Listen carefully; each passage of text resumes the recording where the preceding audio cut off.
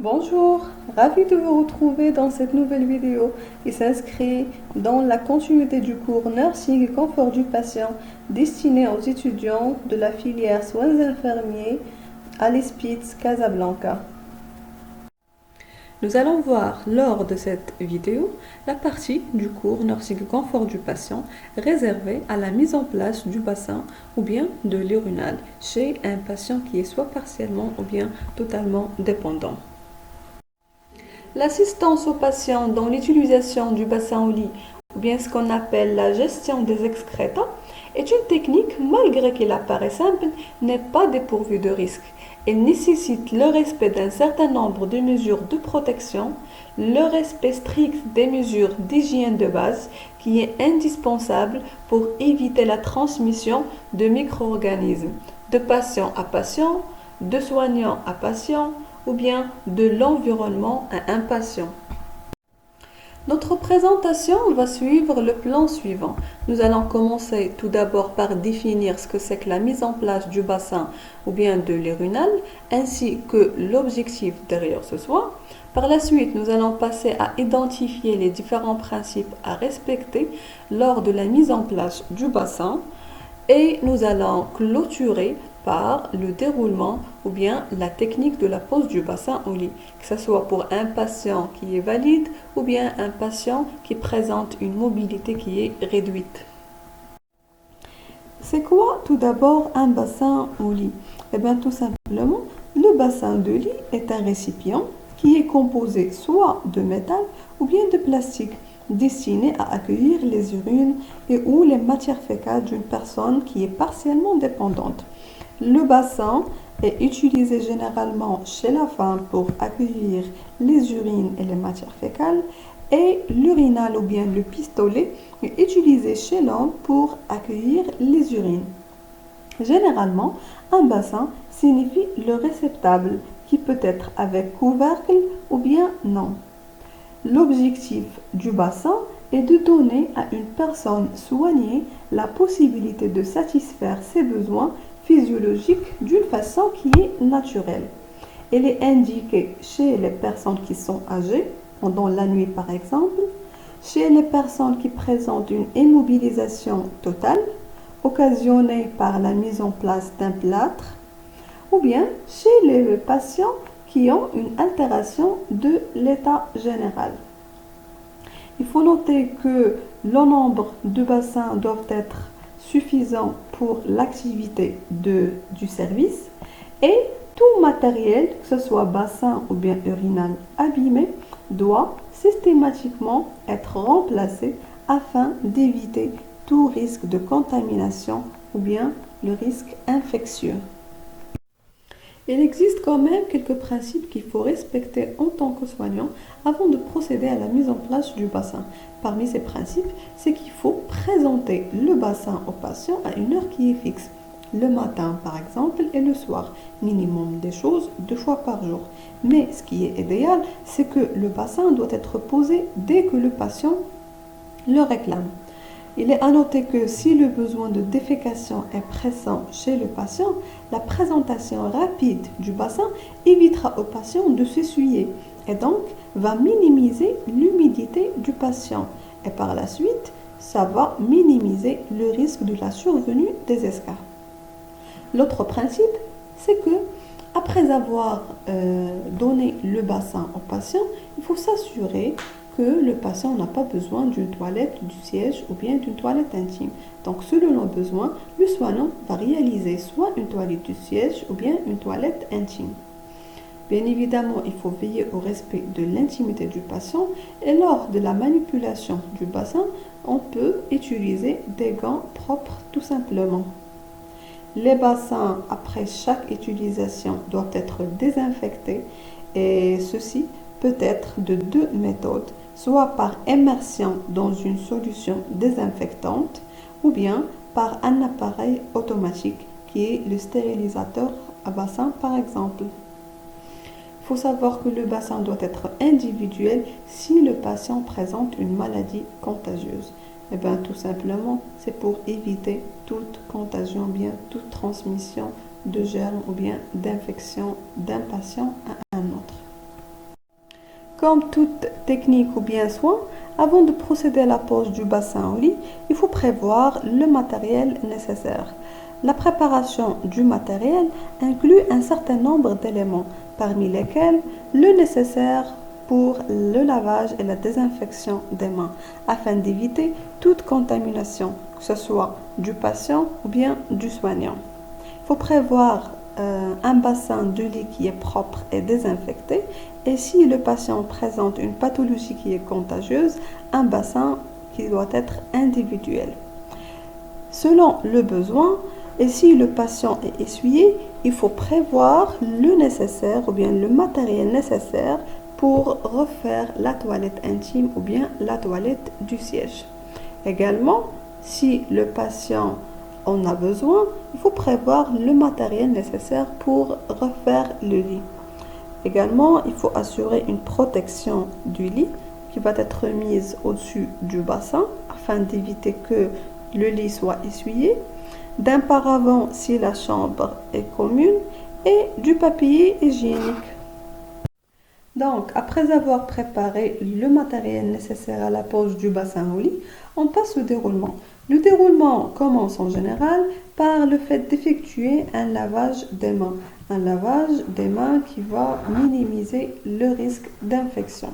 Il faut bien évidemment tout au long du soin respecter la pudeur du malade. Ceci en faisant sortir les visiteurs par exemple, ou bien tirer les rideaux, ou bien placer un paravent s'il s'agit d'une salle commune. Également, il faut s'assurer du confort du patient, sa position, l'état du lit. Il faut abaisser le dossier le plus possible, les jambes qui doivent être bien plates. Donc, il faut s'assurer que le patient est dans une position confortable. Et afin d'apaiser le climat, il faut quand même assurer une communication qui est fluide avec le patient. Donc, la technique ou bien le déroulement se fait selon deux cas de figure. Le premier cas de figure, c'est le cas d'un patient qui est valide, c'est-à-dire un patient qui peut participer, qui peut collaborer et qui peut aider à la pose du bassin. Cette technique-là, ou bien ce cas-là, peut se faire avec un seul soignant. Le deuxième cas de figure est le patient qui présente une mobilité qui est réduite. Alors dans ce cas-là, il est conseillé de pratiquer la technique avec deux soignants. Donc, votre patient peut collaborer, peut participer à la pose du bassin au lit. Vous êtes seul, vous devez tout d'abord commencer par ouvrir la barrière du lit située de votre côté et garder celle de l'autre côté fermée afin d'éviter toute chute accidentelle du patient. Passez à enlever la couverture ou bien le drap du patient et faites remonter la chemise de nuit ou bien le pyjama du patient afin d'éviter qu'il sera essuyé. Demandez à votre patient de se mettre en position en pente sur le dos. Ceci est possible en pliant les jambes légèrement, qui doivent être écartées tout d'abord, et en s'appuyant sur les talons et les mains. Placez une protection au-dessus du bassin afin d'éviter que le lit soit essuyé et avec une main, placez-la sous la région lombaire et avec l'autre main, ajustez le bassin sur la protection. Il faut s'assurer de la bonne mise en place du bassin. Le bout du bassin ne doit pas être visible si vous écartez légèrement les jambes du patient. Et il faut veiller au confort du patient. Donnez du papier hygiénique à votre patient et le recouvrir afin de préserver sa pudeur. Et finir par remettre la sonnette à la portée de la main du patient afin qu'il puisse vous appeler dès qu'il a fini.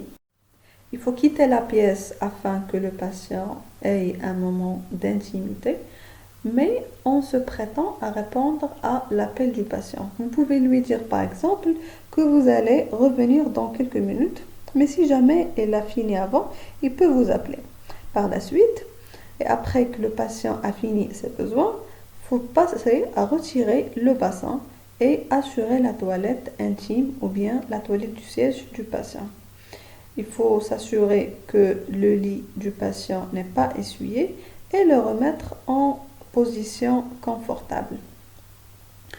Également, il faut surveiller l'état des excréta. Ceci est utile dans la mesure qui va nous permettre d'identifier toute constipation ou bien diarrhée avec risque d'hydratation du patient.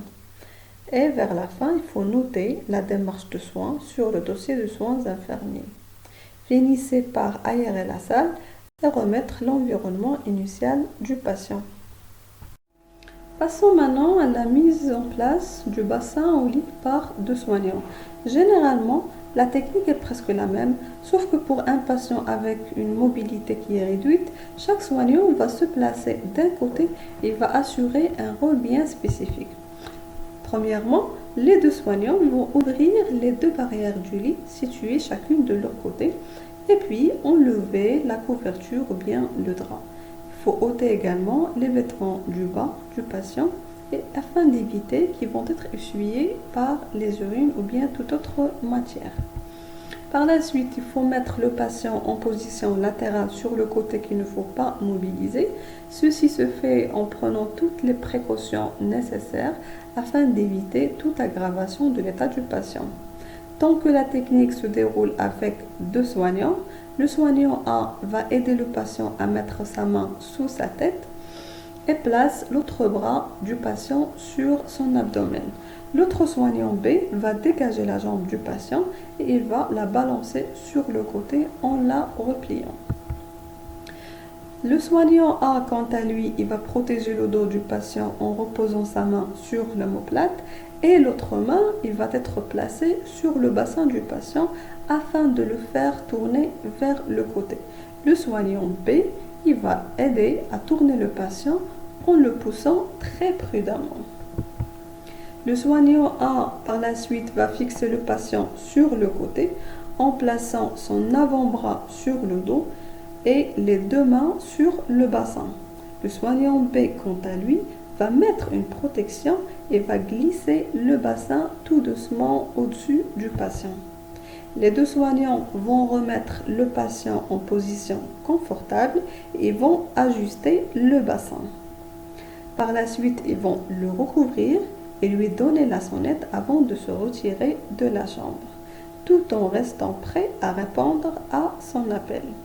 Bien évidemment, avant de se retirer de la chambre, il faut se laver les mains, que ce soit avec du savon doux et une solution hydroalcoolique.